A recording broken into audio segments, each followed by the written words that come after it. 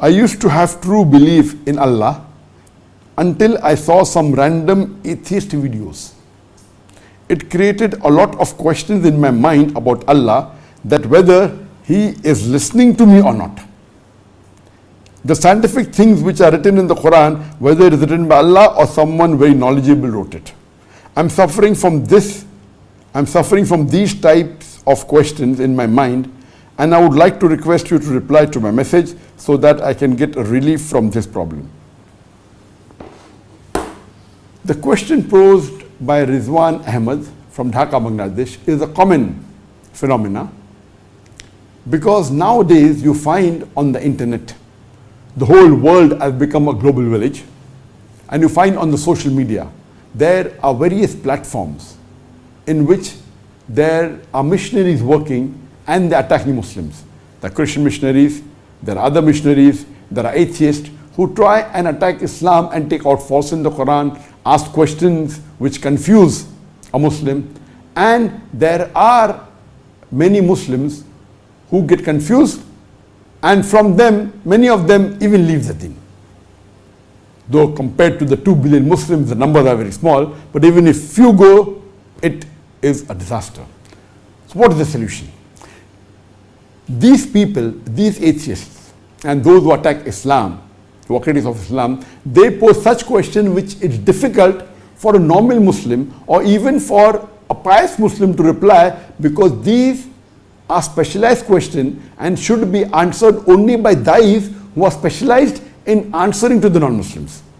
So that is the reason that we are having these sessions. Ask Dr. Zakir, ask Sheikh Farik, so that you can get the replies to this question. It's difficult for us to go to each of these websites. If we go, we'll be catering to a few hundred. But here, when we are having these live sessions, every week, initially when it started, there were more than 1 million, but now there are a few 100,000 every week watching this program. And after that, it's yet available on the platforms like YouTube, like Facebook, like Al-Hidayah, and millions are benefiting. So the reason we have this session is so that you can ask these questions. And what you said, that there are questions that bring doubt, that does Allah know us? You know, a question like was asked to me during last session, that if Allah knows everything, why do you have to do dua to Allah? If God knows what you want, why do you have to do dua to Allah is the question. And it's a logical question, and this answer was given by me in the last session. That what is the reason Allah wants us to do dua to Him?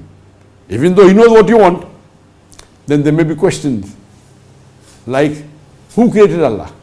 This is the old question which I have replied, but again I have replied in detail. So how to reply to these questions which trap a Muslim? And regarding your other question, that yes, there are scientific points in the Islam, there are many scientific points in the Quran, but most of them, they were known earlier. And that was the question that was asked to me 2 sessions before, which said that Quran says that the light of the moon was its own light. The light of the moon is its own light. But this was discovered by a Greek philosopher a few centuries ago, before the Quran was revealed. And the argument is correct. But I gave the reply, what they failed to realize, that out of the thousands of things that are mentioned in the Quran, there are a few things which were discovered earlier, but the same Greek philosophers who said that the light of the moon was its own light, they also believed in the theory of geocentrism, that Earth is the center of the universe, which is totally wrong.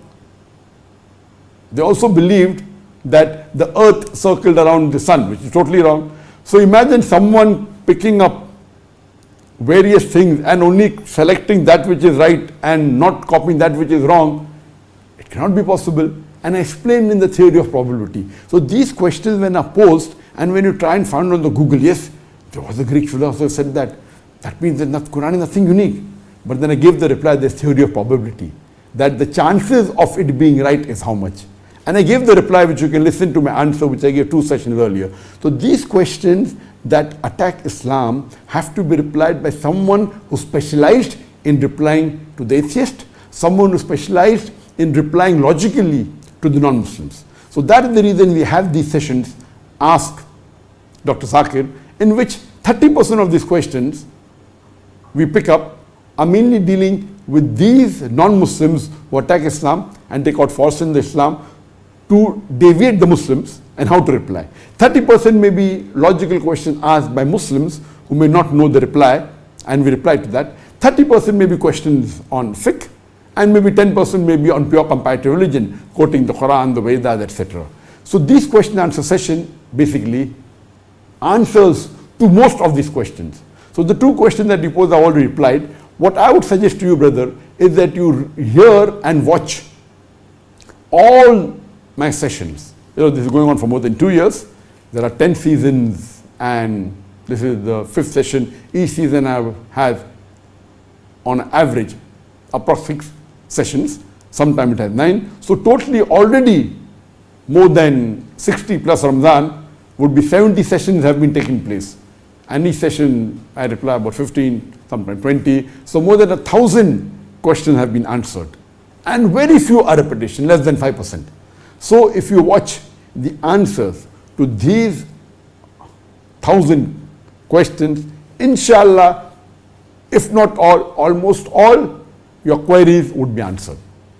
So I do request you to watch all my answers of this session. Ask Dr. Zakir, and inshallah, almost all your queries would be answered. Hope that answers the question.